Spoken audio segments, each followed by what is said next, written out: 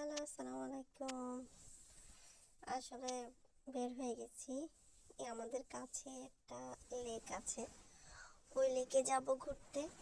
এত সুন্দর রোদ দেখে আমি আমার হাজব্যান্ডকে বললাম যে যাই, বাসার বাইরে যাই, ঘুরে আসি একটু। তো দেখেন কি সুন্দর। আসলে আমার এদিকে যেদিকেই দেখি ওইদিকেই সুন্দর লাগে, সব কিছু এত সুন্দর।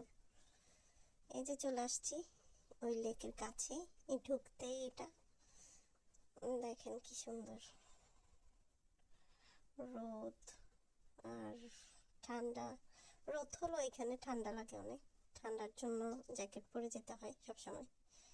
এখনো সামার আসেনি, পরিপূর্ণ সামার আসলে অনেক সুন্দর লাগবে। আর এই যে ফ্লাওয়ারগুলো দেখেন, এটা আমাদের বাংলাদেশের একটা গাছ, কি জানি একটা ফুল ছিল ওই ফুলের মতো, মানে চেনা চেনা। এই ফুলগুলো এত ভালো লাগতেছে না, আমি সামনে থেকে একটু ভিডিও করলাম। আর ওই যে দূরে দেখেন হাঁসগুলা, মানে হাঁসগুলা মানে মাছ ধরে, মনে হয় মাছ খোঁজে আর কি। এই লেকটা অনেক সুন্দর, আমি প্রায় সময় এখানে আসি।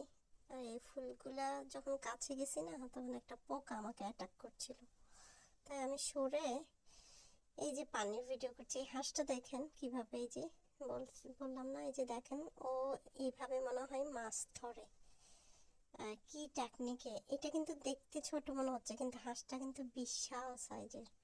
আমি অনেকক্ষণ ওর ওই দিকে তাকিয়েছিলাম, কিভাবে বুদ্ধি করে মাছ খোঁজে।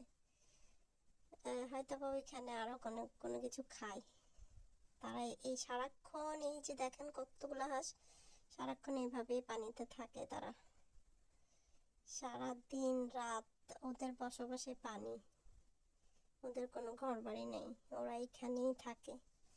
আমি যখনই আসি এদেরকে আমি এখানেই দেখি, আমার খুব ভালো লাগে হাঁসগুলোকে দেখতে।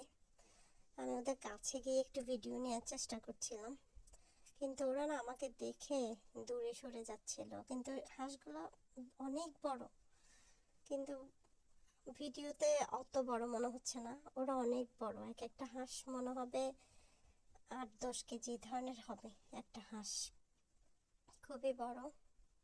আর পানিগুলা দেখেন একটু ব্লু ব্লু টাইপের, পানিগুলা কি এত পরিষ্কার না পানিগুলা, কিন্তু আছে মোটামুটি। আমি কখনো পানিগুলাতে নেমে দেখিনি, কিন্তু পানিগুলো অনেক ঠান্ডা, আমি ধরে দেখেছি, খুবই ঠান্ডা খুবই ঠান্ডা। আর এই হাঁসগুলা যে কিভাবে থাকে আল্লাহ জানে।